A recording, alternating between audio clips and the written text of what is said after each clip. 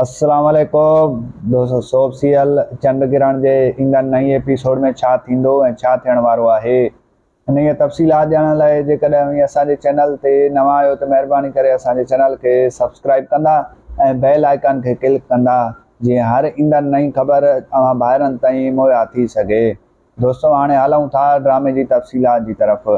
तव्हांखे ॾेखारियो वेंदो त ईंदड़ नई एपिसोड में जेको आहे सो फ़ैरोज़ ख़ान तमामु घणो गुस्से में हूंदो शायदि हिते। जी हाँ दोस्तों, तव्हांखे ॿुधाईंदा हलूं त जेको आहे सो हुते फिज़ा हुनखे चवंदी त तूं जेको आहे सो हुनखे मारी आख़िर छो नथो। तंहिंखां पोइ हू चवंदसि त जेको आहे सो मां रिश्तनि जो लिहाज़ थो कयां, जेकॾहिं मूंखे रिश्तनि जो लिहाज़ न हुजे हा त मां हिन शायदि खे ॾिसी रहा, जेकॾहिं तुंहिंजो हुकुम हुजे त मां जेको आहे सो ॿाहिरियां माण्हू घुरायां ऐं हुनखे जेको आहे सो माराए छॾियां।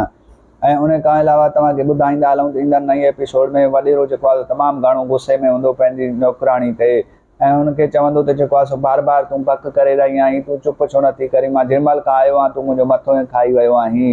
ऐं इन खां अलावा तव्हांखे ॿुधाईंदा हलूं त ईंदड़ नई एपिसोड में यूसुफ जेको आहे इस्पताल मां ख़ारिज थी वेंदो। जी हाँ दोस्तों, तव्हांखे ॿुधाईंदा हलूं त इस्पताल मां ख़ारिज थी करे हू घर ईंदो ऐं घर अचण सां ई पंहिंजे पीउ माउ खे तड़पाए छॾींदो।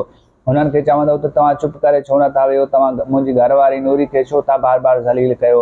ऐं इन खां अलावा हू चवंदसि त असां त चुप करे वेठा आहियूं, असां केॾी महिल हिन खे तंग कयो आहे।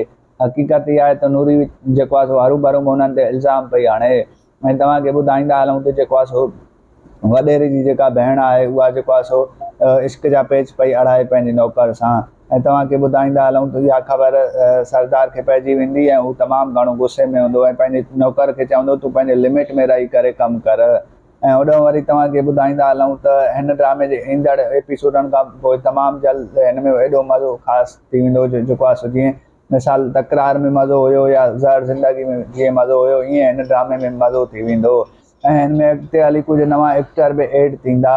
ऐं तव्हां ॿाहिरनि खे ख़बर आहे त हीउ ड्रामो जेको आहे सो हफ़्ते में सिर्फ़ु 2 ॾींहं हलंदो ऐं हिन में अॻिते हली जेको आहे सो एक्टर वग़ैरह सुठा अची वेंदा। हिन जी एक्टिंग ते तव्हां ॾिसो पिया तमामु बहितरीनु आहे। कमेंट में ॿुधाईंदा त हिन जी एक्टिंग तव्हांखे वणे थी या न। दोस्तों, अव्हांखे मुंहिंजो रिपोर्ट कीअं लॻो कमेंट सेक्शन में पंहिंजो क़ीमती राय ज़रूरु ॾींदा। वठंदासीं इजाज़त, मिलंदासीं नए वीडियो में, तेसिताईं रखंदा पंहिंजो ख़्यालु, ॾींदा इजाज़त। अल्लाह हाफ़िज़।